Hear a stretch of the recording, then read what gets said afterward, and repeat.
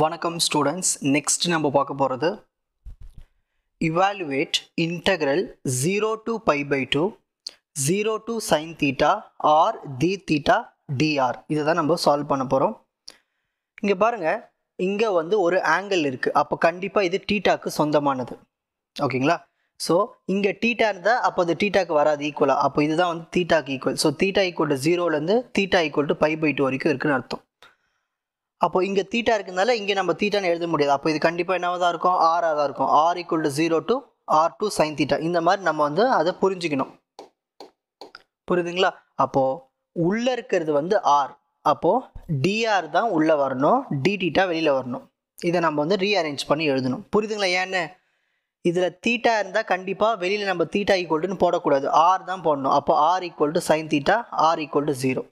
அப்போது உள் பக்கம் ஆர் தான் இருக்குது. அப்போ டிஆர் உள் பக்கம் வரணும், டி தீட்டா வெளி பக்கமாக வரணும். இந்த மாதிரி ரீஅரேஞ்ச் பண்ணி ஃபஸ்ட்டு எழுதிடணும்.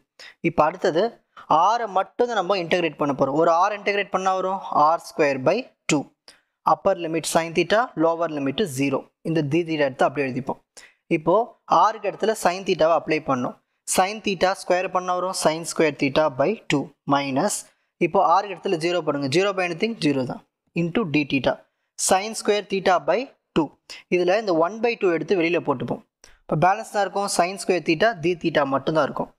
இந்த மாதிரி ஒரு ஃபார்மெட் ஒன்று இருக்குது. 0லேருந்து பை பை 2 இருந்து சைன்ஸ் பவரில் என் தீட்டா டி தீட்டா இந்த மாதிரி ஃபார்மெட்டில் இருந்துச்சுன்னா இது ரெடக்ஷன் ஃபார்முலான்னு சொல்லுவோம். இங்கே பாருங்கள், இன்டெக்ரல் 0 to பை பை 2ல் cos power n theta d theta, cos இருந்தாலும் சரி சைன் இருந்தாலும் சரி, இந்த மாதிரி ஃபார்மெட்டில் இருந்துச்சுன்னா அதுக்கு இதுதான் ஆன்சர்.